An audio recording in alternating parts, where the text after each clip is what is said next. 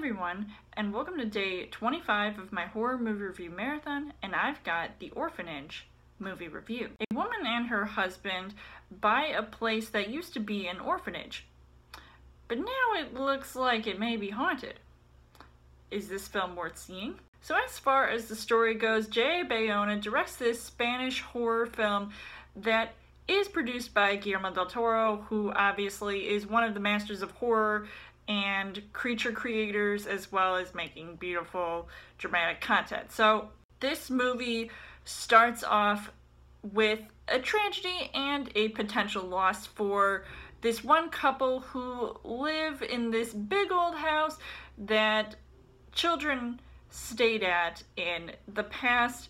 Now, while I pretty much had to pay attention to the subtitles while watching this movie to understand exactly what was all going on, the subject of loss is no stranger to the director of The Impossible and A Monster Calls. If you've seen those movies, those are pretty decent films. But one thing is certain, that it is told in a beautiful way that leaves you stranded in darkness, hoping to discover the light that could bring this movie to a better place. So I can definitely see why Guillermo del Toro also was attached to this film in one form or another. I hadn't seen this movie before, so I was really curious to see exactly how scary of a film this was going to be. And as far as the casting goes, I mean, I'm really not going to attempt to pronounce anybody's names. Apologies in advance.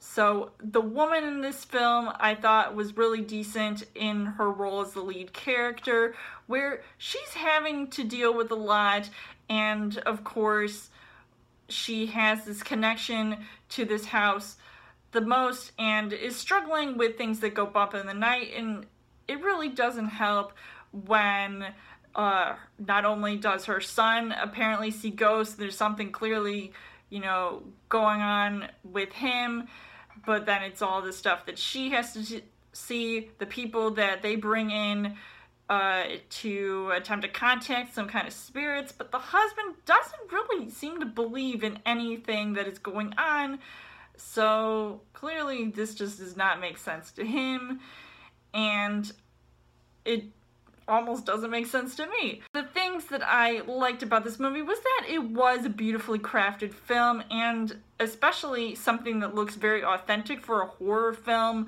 Definitely doesn't have those typical bells and whistles that you would see make up most of today's films of this genre, and it utilizes the simplicity of the suspense that leaves you on the edge of your seat. I definitely screamed a couple times watching this movie because there were some things that really surprised me about this film, and there was this one scene in particular that reminded me of the movie Insidious because of the setting that was placed, and the movie was shot in a creepy way without being over the top. So I definitely was impressed by that it didn't really need to show too much. So less is more, in a way.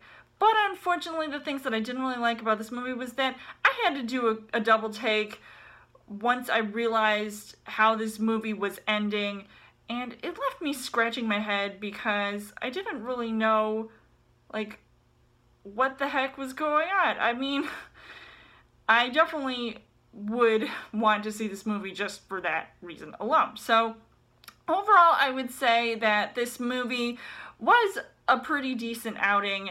I enjoyed watching it for the most part, so I would highly recommend seeing this movie, whether you guys have seen or heard of it or not. So I would give this 4 hearts on the heart rate scale. So let me know in the comments what you guys thought of The Orphanage, and come back tomorrow for day 26 of my horror movie review marathon. And as always, you guys can subscribe to my channel. I've got movie reviews, movie updates coming every week for Trail Thursday video. You guys can also like me on Facebook and follow me on Twitter, and I will see you guys later.